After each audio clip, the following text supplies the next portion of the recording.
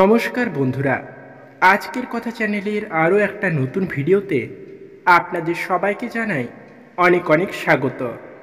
আজকে আমাদের আলোচনার মূল বিষয় হল আষাঢ় মাসের পূর্ণিমা শুভ সময়সূচি এবং স্নান ও দানের শুভ সময়সূচি কখন থেকে শুরু হচ্ছে এবং কতক্ষণ পর্যন্ত থাকছে, পূর্ণিমা কখন লাগছে এবং কখন ছাড়বে, সমস্তটাই আজকের এই ছোট্ট ভিডিওতে আপনারা জানতে পারবেন। তাই আজকের সম্পূর্ণ ভিডিওটা দেখার অনুরোধ রইল এবং ভিডিও ভালো লাগলে ভিডিওটিতে অবশ্যই একটা লাইক করে চ্যানেলে নতুন হলে চ্যানেলটিকে সাবস্ক্রাইব করতে ভুলবেন না এবং কমেন্টে অবশ্যই জয় জগন্নাথ লিখতে ভুলবেন না এবং বন্ধু বা আত্মীয়দের সাথে ভিডিওটা প্রচুর পরিমাণে শেয়ার করুন। তো চলুন বেশি কথা বাড়াবো না, সোজাসুজি চলে যাব আজকের মূল আলোচনায়। সনাতন ধর্ম অনুসারে পূর্ণিমা তিথি অত্যন্ত শুভ হিসেবে পরিগণিত হয়। পূর্ণিমা তিথিতে বহু বাড়িতে সত্যনারায়ণের পুজো হয়।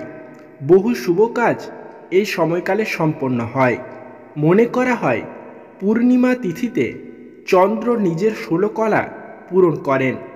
এই সময় বহু বাড়িতেই শ্রীহরি ও মা লক্ষ্মীর বিশেষ রূপে পুজো হয়।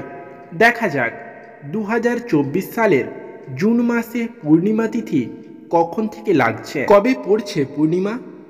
শাস্ত্রমতের গণনা বলছে 2024 সালের জুন মাসের পূর্ণিমা তিথি 22 জুন পালিত হবে।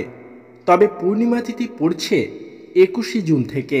কোন সময় থেকে তা ছাড়ছে এবং কোন সময় লাগছে, আসুন এবার সেটাই ভালোভাবে দেখে নেওয়া যাক। জুন মাসে পূর্ণিমা কবে পড়ছে?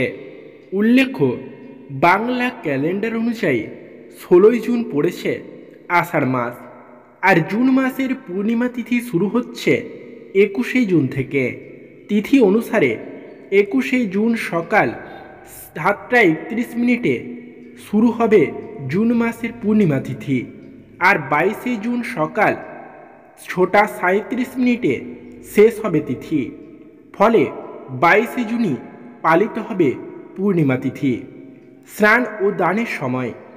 পূর্ণিমা তিথিতে স্নান ও দানের বেশ কিছু শুভযোগ রয়েছে।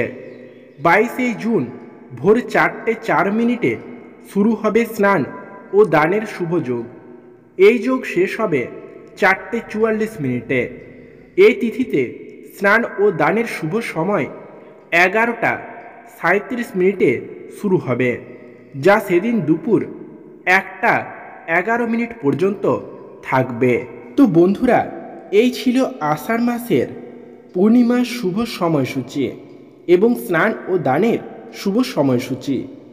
আশা করছি আজকের ভিডিওতে আপনারা খুব ভালোভাবে বুঝতে পেরেছেন যে পূর্ণিমা তিথি কখন শুরু হবে এবং কখন তা শেষ হবে।